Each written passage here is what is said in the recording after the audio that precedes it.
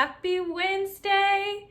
I am so excited for today's guest. We've got my sweet mama. It took some coaxing and some convincing, but she is here. See, parents will do anything for their kid. Not anything. Almost anything. Anyway, so I'm so excited about today's conversation. So I know everything about you, but why don't you tell our viewers about you? Sure. I'm Susan Colameco. I was born and raised in Malden, Massachusetts. Spent most of my childhood there. Came from a large family. There were 5 siblings in the family, and then later 3 more joined the family when my mom remarried.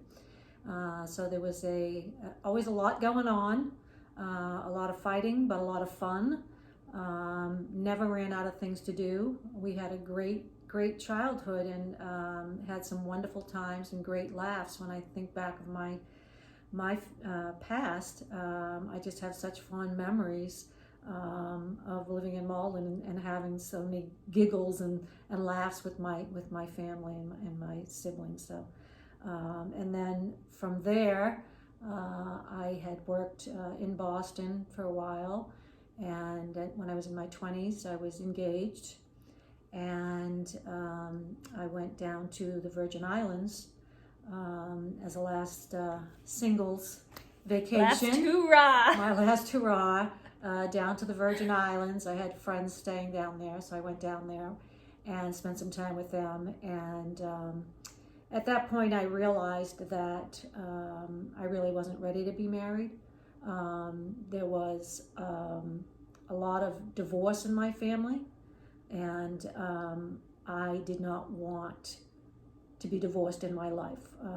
I had always just made a pact with myself that I wouldn't get married unless I knew in my heart or felt in my heart that it was going to be forever.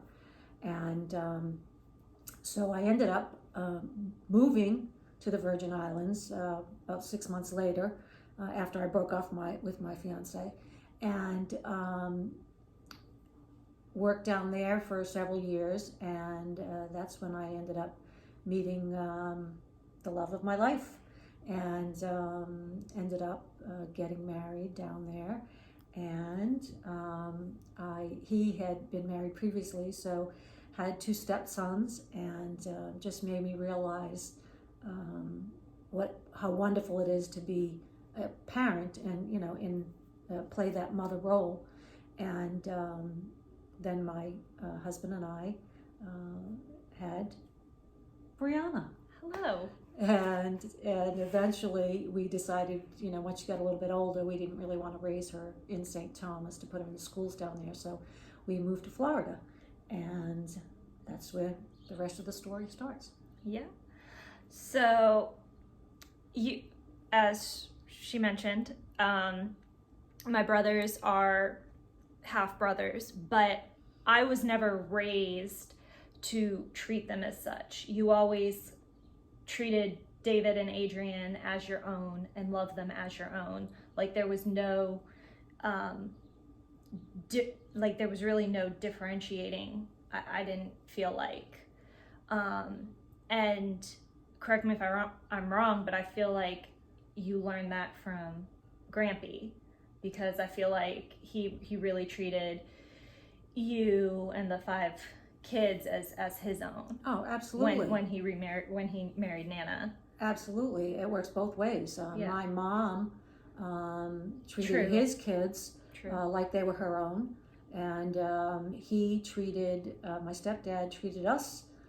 It's funny calling him my stepdad, because to me Right. he was always my dad. Yeah. He treated us just like we were his own. So in my mind, David and Adrian, they were my sons. Even before Tom and I got married, those boys, I just felt like and treated them and loved them like they were my own.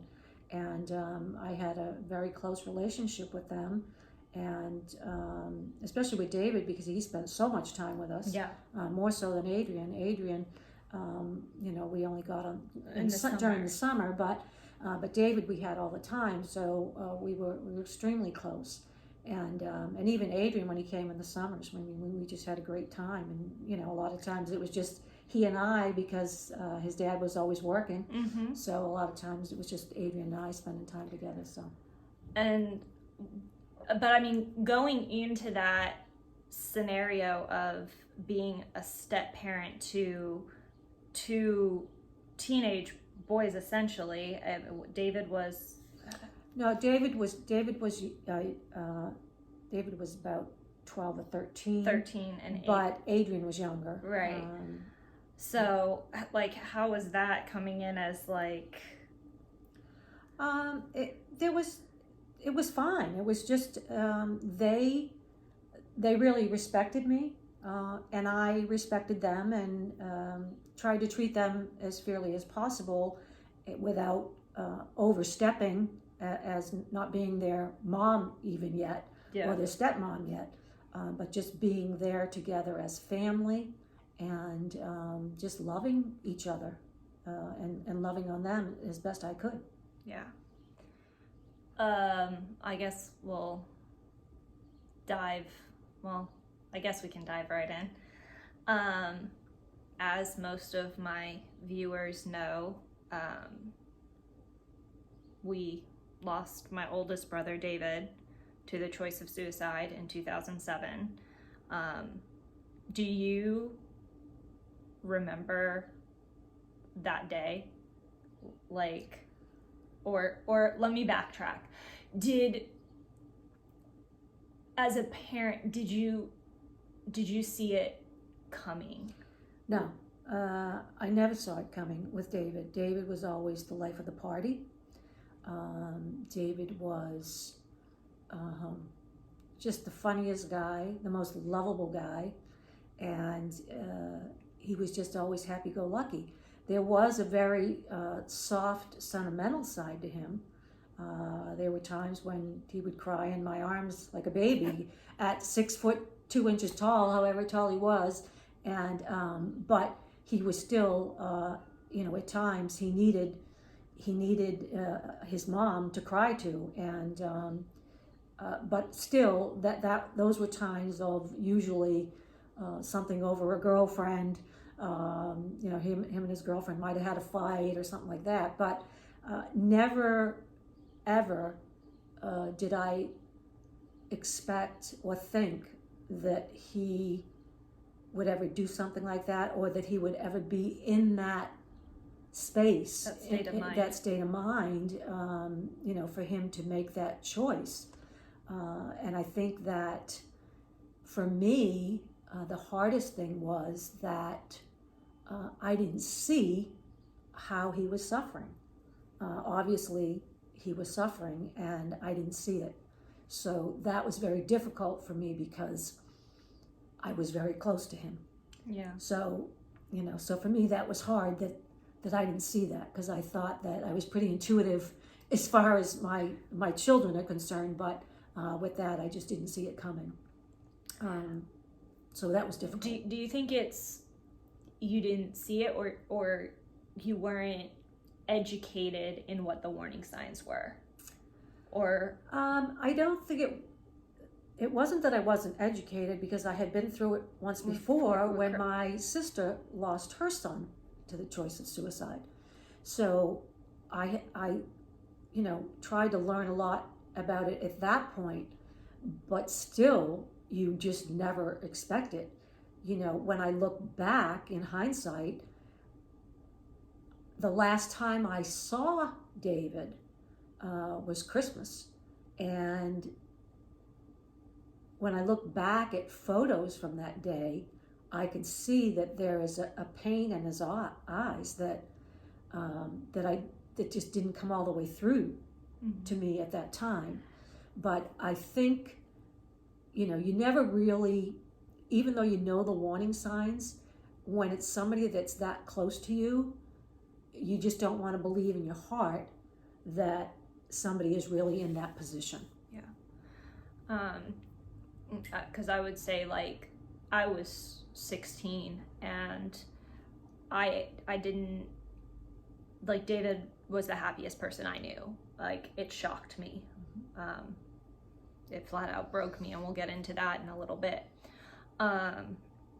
But now that I know all the signs, I was like, oh my goodness, this was a textbook case. I mean, personality changes, mood swings, like he was either super high, super low. We never, like, he'd come in with some sort of piercing, a tattoo, platinum blonde hair, bald head, you know. Never knew what to expect. You never, yeah, never knew what to expect. And I feel like, you know, some of those things now, I was like, oh, okay, I saw it. Yeah, in hindsight, you can always look back and, you know, see some of those things that you didn't realize. But the more that we've experienced this, and because we have experienced it again even after that twice, so it's been a constant learning experience, and a lot of the stuff that you've done and all the research that you've done and your nonprofit has made me, and I think all of our family, more aware because of all the research and everything that you've done, and sharing the tools and the tips and the things to look out for and ways to help and things like that. That has made a much bigger impact on me and all of us, I think, so that now looking forward, you know, you do realize that there were things that you weren't seeing, even though that they were right in front of you. Right. And I think too, as being someone that has had those thoughts myself, we try to hide it, and I feel like David was a people pleaser, and I feel like he did he tried anyway to kind of shield us from the pain that he was going through, you know. I agree, and I think, you know, because he always wanted to be the strong one. He always wanted to be the protector, you know, of the family, so to speak. And so, you know, and I think even with anybody that's a people pleaser, it's the same thing. You do the same thing. You know, you wanna pretend everything's perfect, and when it's not. And you know, one of the biggest things I've learned is, you know, you need to. And I've always been pretty open about the way what I'm feeling and things like that. I try not to hide those things and try and just be as open and honest about them as I can. But there's sometimes, you know, you feel like you don't want to do that because you don't want to hurt somebody's feelings, or you don't want them to think that, you know, there's something wrong with you or something like that. But I come from a family where there was a lot of mental health issues in my family, with several members of my family. So you have to always be aware and be on top of that. And I think one of the reasons I wanted to move out of Massachusetts was to get away from a lot of that, because I didn't want that for my life. I knew in my life that, you know, I wanted certain things, and I knew I had to work really hard to get out of the situation that I was in or that I had grown up in. And I knew that if I stayed there, I couldn't do that. Right. So when you do that, you know, you learn more about yourself. You get away and spend time with yourself, which I spent a lot of time by myself at first, and it was difficult. And there were times where it got very lonely. And when you get lonely, sometimes you know, can tend to go to a dark place or do things that you know you don't want to do. And so I had to really stay on top of that. And I'll say something here, and you'll agree with this, I'm 110% I'm sure, is I needed to take control of myself and the things that I would do in my actions. So I'm really a control freak. And and sometimes that's a bad thing. But the other side of the coin is, because I'm such a control freak, I was even a control freak with myself, so I wouldn't allow myself to go down those roads. Right. Just because I always had to be in control. Take us back to when you got the call. Sure. Like, do you remember that day? Vividly. I remember Vividly, I remember that day. I remember exactly what I was wearing. I remember it was in the morning, and my husband was out. He was at a meeting. Brianna was in her room watching TV, and the phone rang, and I was in the kitchen. I was actually supposed to be doing homework. And it was Lisa, who was the woman that David was dating at the time. And she said, "Hello, Susan." And I said, "Yes." I said, "Hi, Lisa, how are you?" And she said, "I've got to tell you something." And she told me, and I just remember screaming. And at that point, it was just like, not an out-of-body experience, but it was like I was hearing it, but not hearing it, not believing it. Just, it was hard to just kind of, and I just was screaming. And then Brianna came out, and Brianna started yelling, "What is it? What is it? What? Tell me.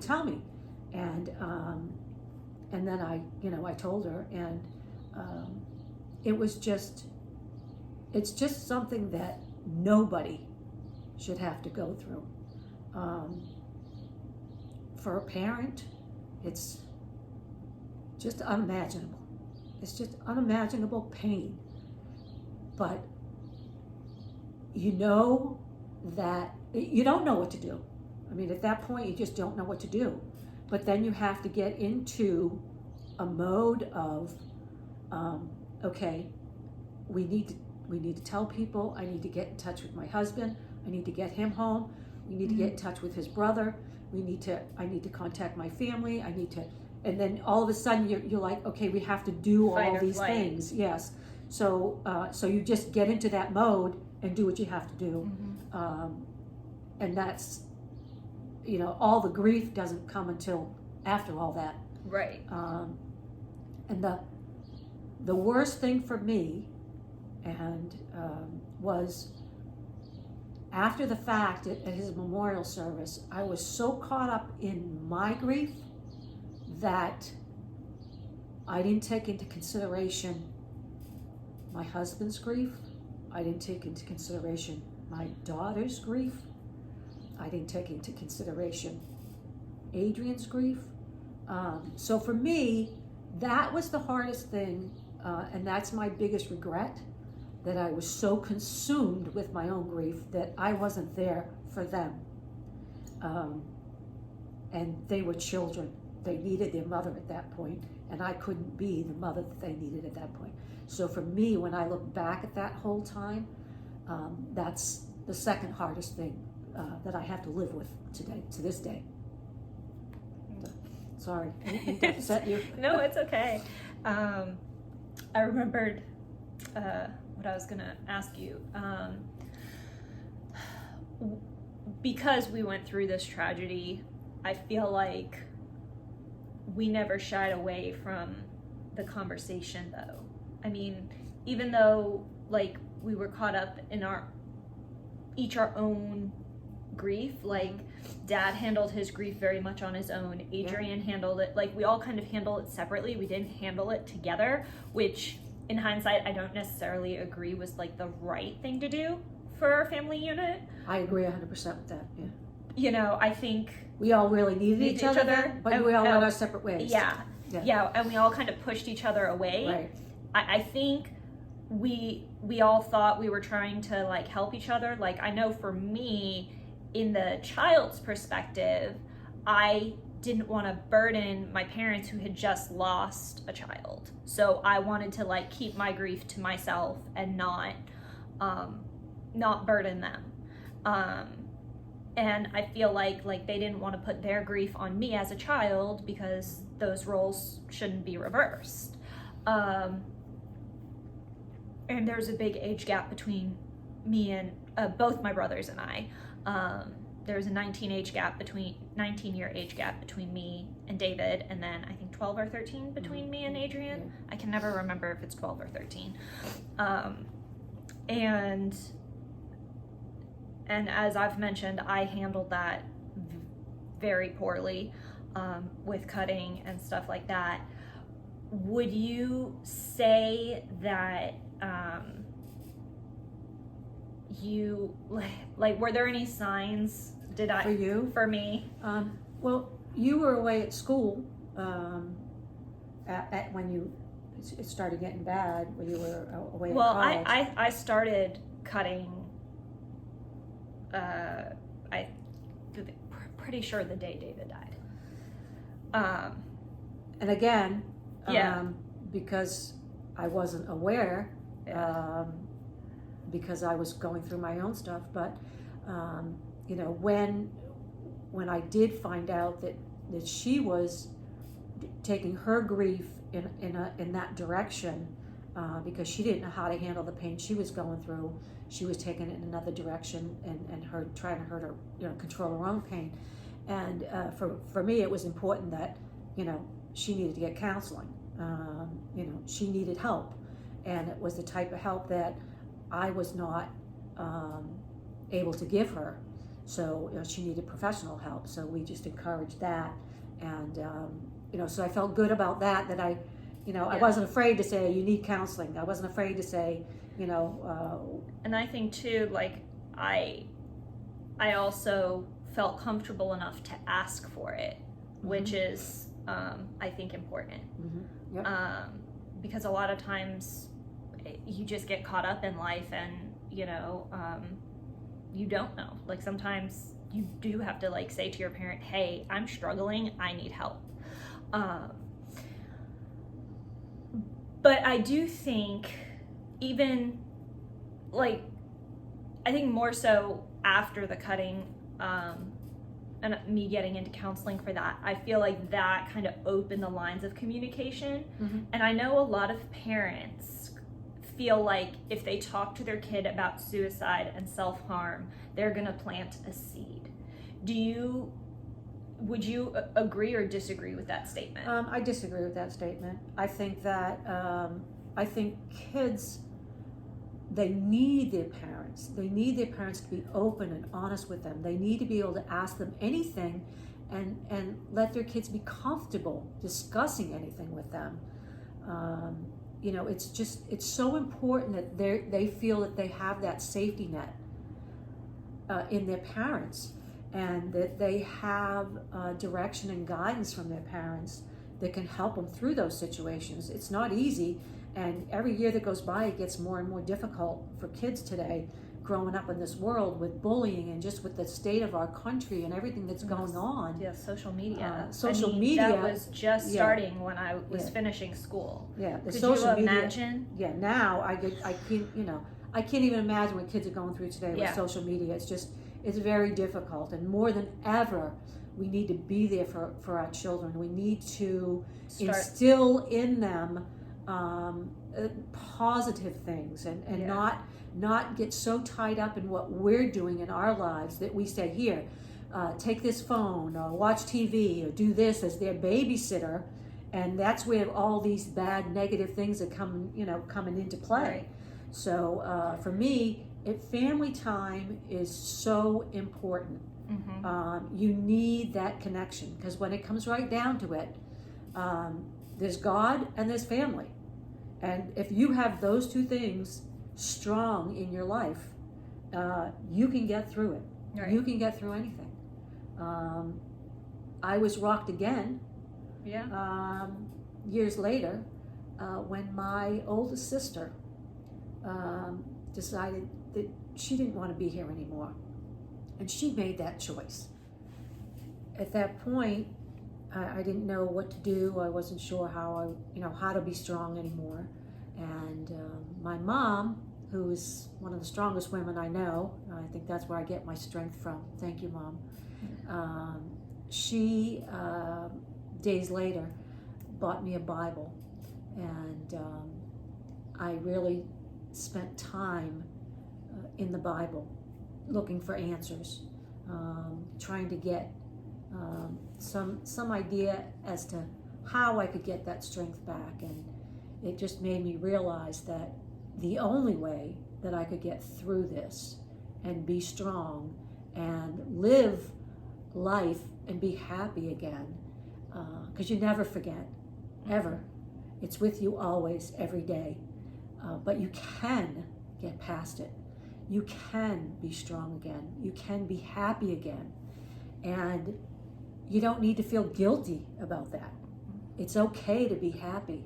And the only way that you can do that, though, is from a higher power. Yeah. For me, that's what it made me realize. It made me realize that there's no way that I could be this strong and this happy in my life if it wasn't for a higher power. Right. And I'm just so thankful that I've learned so much more through that Bible my mother gave me, through this incredible church that I belong to, Church of the City in Franklin, Tennessee.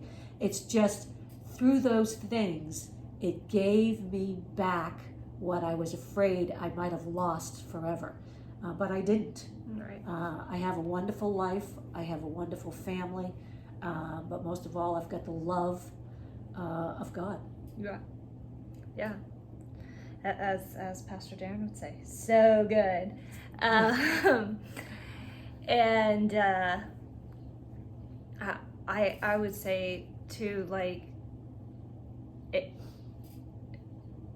you get through, you know, and it's not we've gotten through it. It's God's carried us through. Mm-hmm. And you know, I am a Christian singer and songwriter and artist, and there's such a difference when you surrender and rely on Him than just, I'm a believer.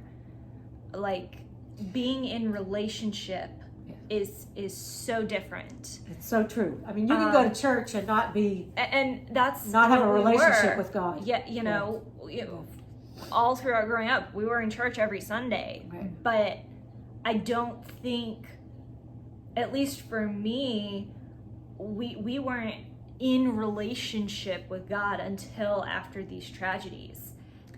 And Scripture says that He uses things for the good. I truly believe that He has used these family tragedies to bring us in relationship with Him. For me personally, you know, to fuel my ministry and my music. Well, I am so grateful. I know it took some coaxing and some convincing, but I really, really think what you shared is going to be helpful, especially to parents that might have kids struggling. I think it's going to give them a really cool perspective and important perspective. I know it was tough for you and it was tough for me. I think this is actually the first one that I've actually cried in. But so thank you for being vulnerable and being on here, and I appreciate it.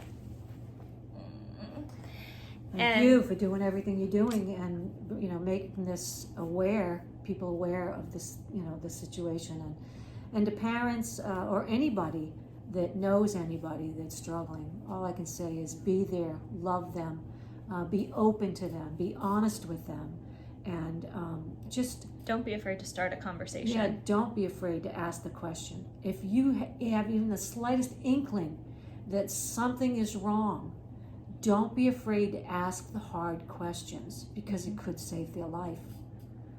Yep.